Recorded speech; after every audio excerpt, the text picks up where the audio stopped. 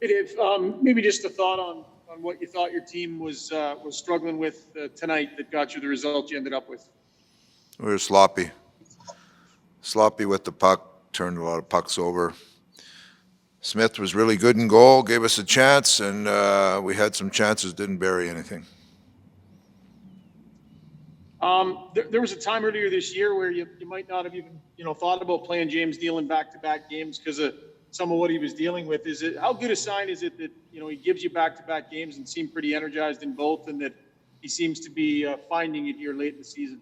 Yeah, he's worked hard in practice to try to get himself up and going here. He's had a tough year with injuries and with the COVID, so um, he's a player that has a history of playing well in the playoffs, so he's trying to push to get ready. Mark Spector, Sportsnet. So I was going to ask you about Neil. Is he, every coach wants a guy who's scored clutch goals in the past in the playoffs, and that's his MO. He's been doing it for a long time. Do you have a weapon here that maybe you haven't had all season? Well, it's hard to say. Neil, he's got to get up and going. He's, like I say, he's struggled with some injuries and stuff this year, and I give him credit. He's worked hard to try to push his way in and he wants to get in the game and have an impact, and that's what he's done his whole career, and we'll see if we can get to that place this year.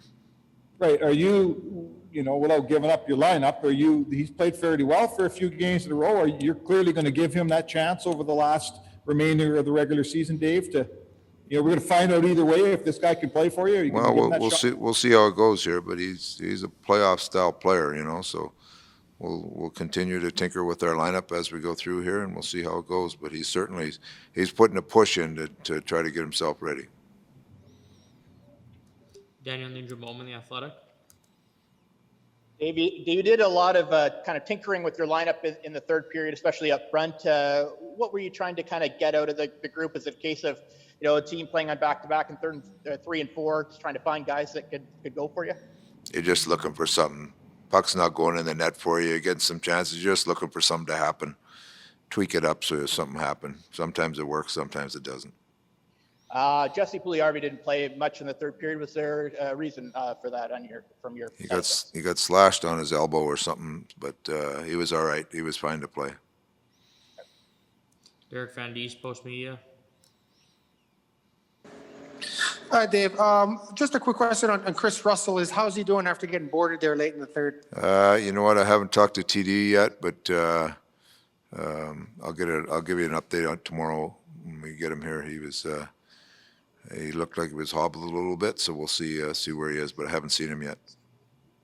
And when it comes to this game, it was your third game in 4 nights, and you guys had a lot of energy in the third period, though. Were you encouraged by that? Because you had a lot of chances. You had 14 shots in that third.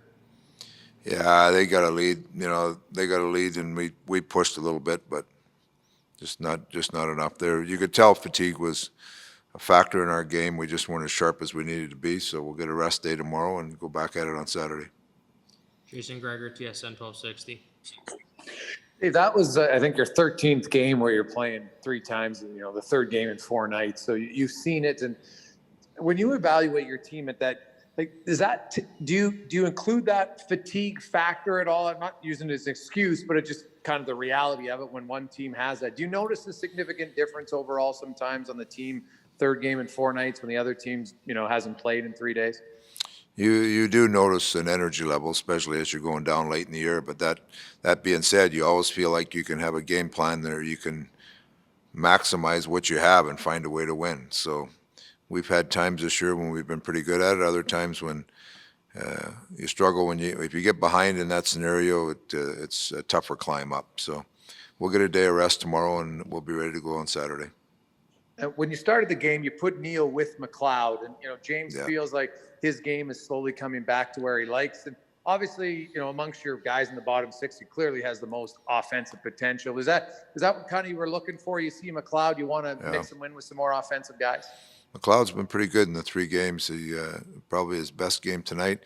He can transport the puck, and Neeler's a guy that goes to the net hard. So we just gave that a look tonight to see how it'll look, and Neeler had a goal, which is good for him to keep pushing along. But we'll continue to tinker away here. We'll try to find the best lineup we can down the stretch.